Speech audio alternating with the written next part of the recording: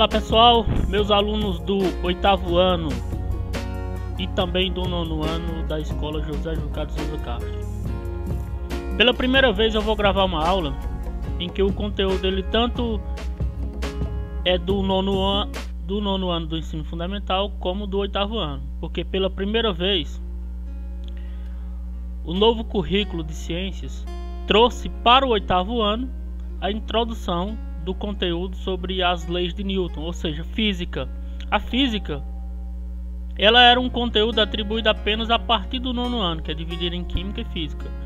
Então eu vou gravar essa aula destinada a esses dois públicos, porque a minha turma do 9º ano também vai precisar desse pré-requisito quando chegar no 1º ano, porque eles foram prejudicados, uma vez que eles não tiveram no 8º ano, certo? Então essa aula ela tem esse público-alvo, o 8º e o 9º ano de ciências do ensino fundamental. O tema hoje chama-se As Leis de Newton.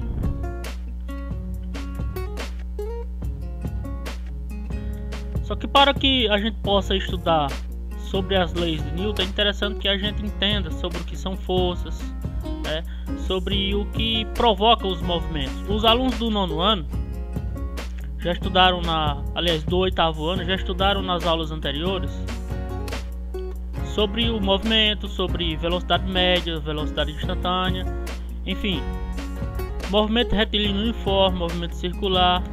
Estudaram os movimentos sem se preocupar com o que causavam esses movimentos. Então a força é o que causa esses movimentos. E se tem força, nós temos aí as leis de Newton. Então vamos começar esse estudo fazendo algumas perguntas básicas. A primeira delas: por que quando um ônibus freia ou acelera, somos empurrados para frente ou para trás?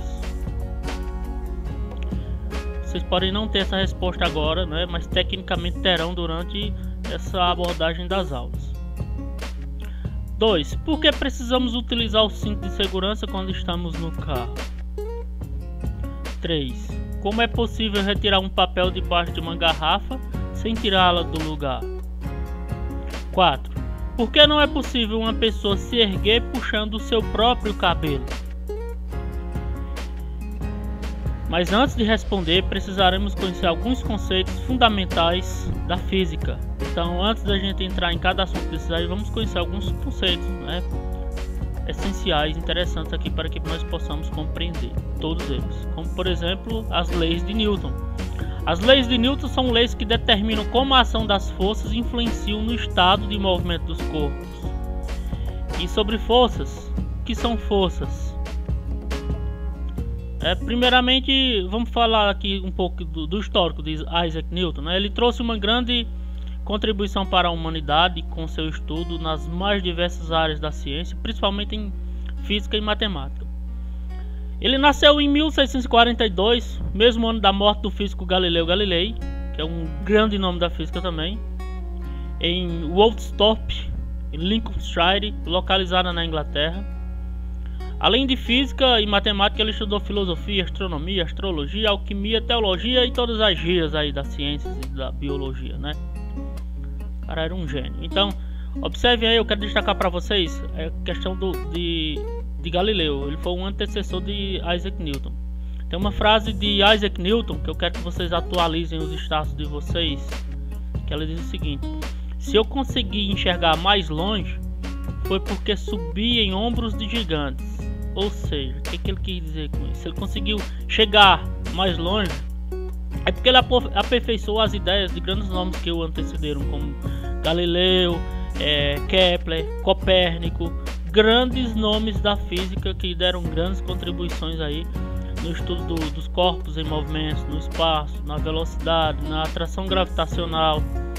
Então, o que ele quis dizer foi: se ele conseguiu chegar mais longe do que eles, é porque ele aperfeiçoou as ideias desses célebres físicos.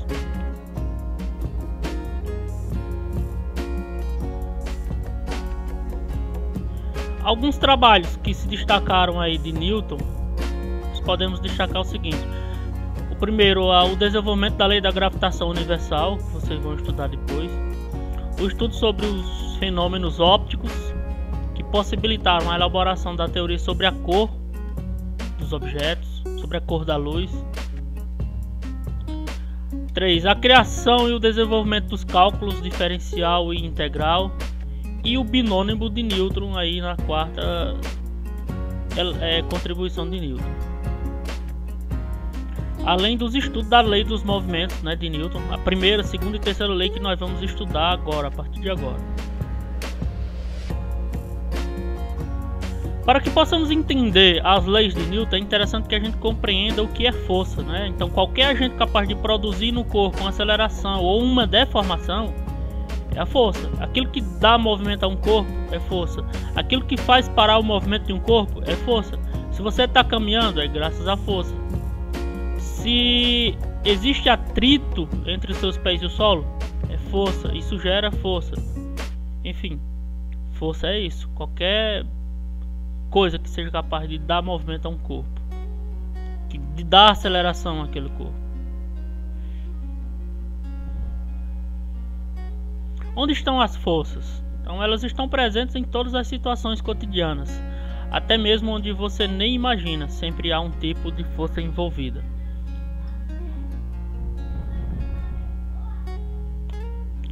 Existe um aparelho utilizado para medir as forças, e a força é calculada em Newton.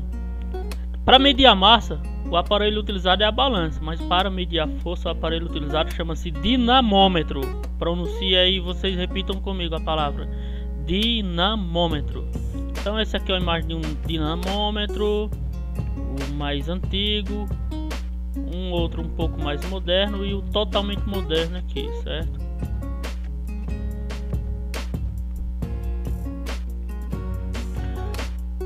As forças fundamentais na natureza. Na natureza existem apenas 4 tipos de forças, listadas abaixo em ordem decrescente de intensidade. A primeira delas é a força nuclear forte, que é uma força responsável por manter o núcleo do átomo coeso.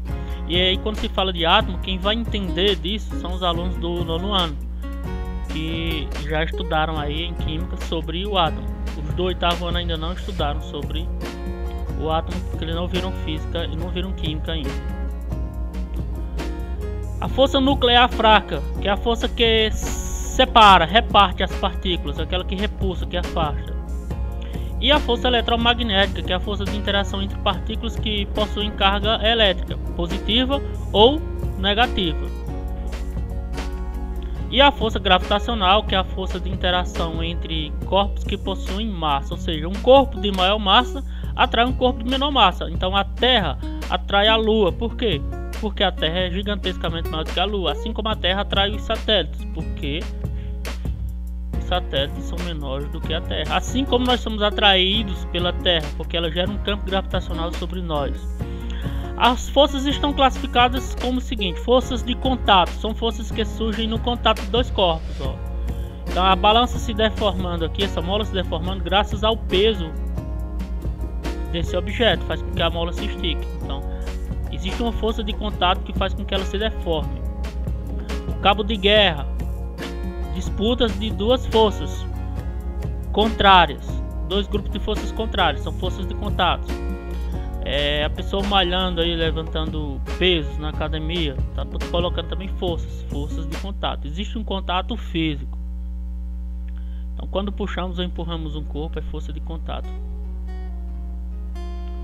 Classificação das forças, ainda classificação das forças. Eu falei de forças de contato, vou falar de forças de campo.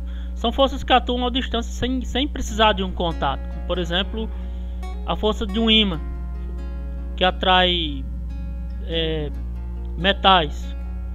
Existe uma força de atração ali, de coesão, que não precisa de um contato, de um cabo para puxá-lo. A força que a Terra exerce sobre o satélite, ou que a Terra exerce sobre a Lua. O satélite está sendo atraído pela Terra, só que não existe um cordão ligando um ao outro, né? A força com que o Sol exerce sobre os planetas que estão orbitando, então isso é uma força de campo.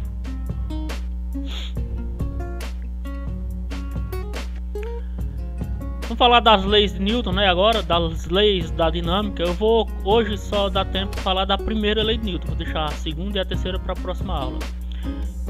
Sobre o estudo de Newton, ele colocou esse estudo em um livro. conhecido como princípios,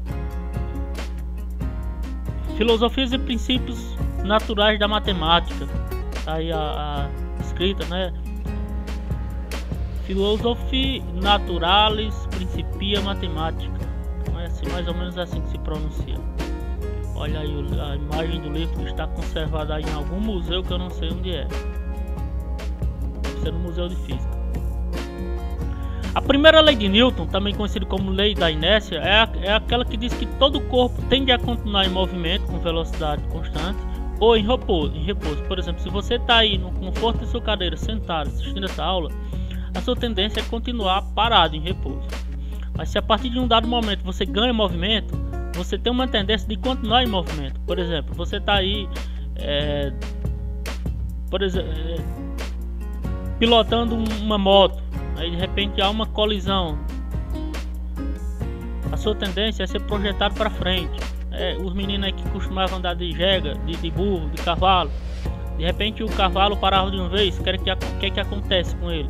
Ele é projetado para frente e passa por cima do pescoço do jumento e vai parar lá na frente. Então isso chama-se princípio da inércia. Todo corpo que está em movimento tem uma tendência de continuar em movimento retilíneo. E se não fosse uma força que o fizesse parar, ele continuaria em movimento retilíneo para sempre. Por exemplo, no espaço sideral, onde a gravidade é zero, onde não há força de atrito, não há atração gravitacional, se um corpo for colocado em movimento, ele vai continuar em movimento retilíneo uniforme para sempre com a mesma velocidade, porque nenhuma força o faz parar. Agora na Terra isso não ocorre, existe apenas a tendência de continuar em movimento. Mas o que é que para? A força do atrito e a atração gravitacional. Por exemplo, quando você chuta uma bola de futebol, inicialmente ela vai em movimento retilíneo, em uniforme. Porém, se não fosse a força de atração gravitacional da Terra e a força do atrito com o ar, aquela bola iria continuar em movimento retilíneo para sempre. A tendência dela é essa.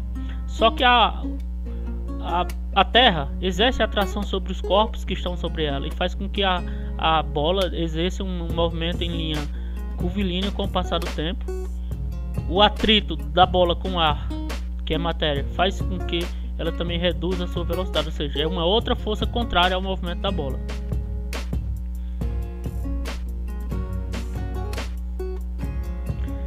Segundo Aristóteles, que estava metido em tudo, né? Como vocês devem ouvir falar em todas as disciplinas de vocês escutam falar desse rapaz aqui grego, que era filósofo. O movimento de um corpo não é um estado natural. Para que ele ocorra é necessária a ação de uma força. E Galileu também se meteu nessa história. Ele disse que a inércia consiste na tendência natural que os corpos possuem em manter uma velocidade constante. Basicamente, o que nosso amigo Isaac Newton enunciou, né? A inércia consiste na tendência natural que os corpos possuem em manter sua velocidade constante, manter o seu estado de equilíbrio, ou em repouso ou em movimento retilíneo uniforme. Falando em Isaac Newton, eu vou passar depois um filme sobre Isaac Newton, um documentário. É interessante que vocês assistam. Me lembrem depois na aula de cobrar sobre esse filme, certo? Inclusive pode ser até de hoje a 8 dias na próxima aula. Quando vocês terminarem, cobrem esse filme. Me cobrem também ao se aproximar a aula da terça-feira. Uma grandeza física que mede a quantidade de inércia de um corpo se chama massa. Então a inércia de um corpo também pode ser definida como massa. Quanto maior a massa, maior a inércia de um corpo. Algumas situações em que a lei da inércia ela é aplicada. Por exemplo, você está lá dentro do ônibus, distraído, o menino aí que vem para a escola, né, estudar. De repente o motorista pisa no freio e você sai regaçando todo mundo lá para frente. Por quê? Porque você estava em movimento e quando o ônibus parou bruscamente, a sua tendência era continuar em movimento, e você é arremessado para frente. Outra situação aqui que o rapaz aqui puxando o peso, né? Então essa é uma tendência em que, por exemplo, tá tão difícil para ele puxar esse peso aqui, principalmente sem rodanas, que esse corpo aqui tem uma tendência de permanecer em repouso, porque ele estava em repouso. Então por isso que é mais difícil o puxador de pesos vencer a força de atrito que existe entre o carrinho aqui de pesos e o solo. A aula já se aproxima dos 15 minutos, tá ficando um pouco longa, eu não quero passar de 20. Então a primeira lei de Newton se aplica à importância do cinto de segurança. No choque frontal, os ocupantes de um carro, por causa da inércia, tendem a continuar em movimento em relação à pista e podem eventualmente se chocar contra o para-brisa, né, contra o volante. O cinto de segurança tem a finalidade de, nessas situações, aplicar a força ao corpo do passageiro, diminuindo a sua velocidade e evitando até que ele seja arremessado para fora. De acordo com a lei da inércia, a força é o agente que altera a velocidade no corpo, vencendo assim a tendência natural do corpo se manter em estado de equilíbrio. Então, a força resultante, se ela for nula, a velocidade vai ser constante, né? Ou em repouso ou em movimento retilíneo uniforme. Todo corpo que estiver em equilíbrio mantém por inércia a sua velocidade constante. Eu vou parar por aqui hoje, certo?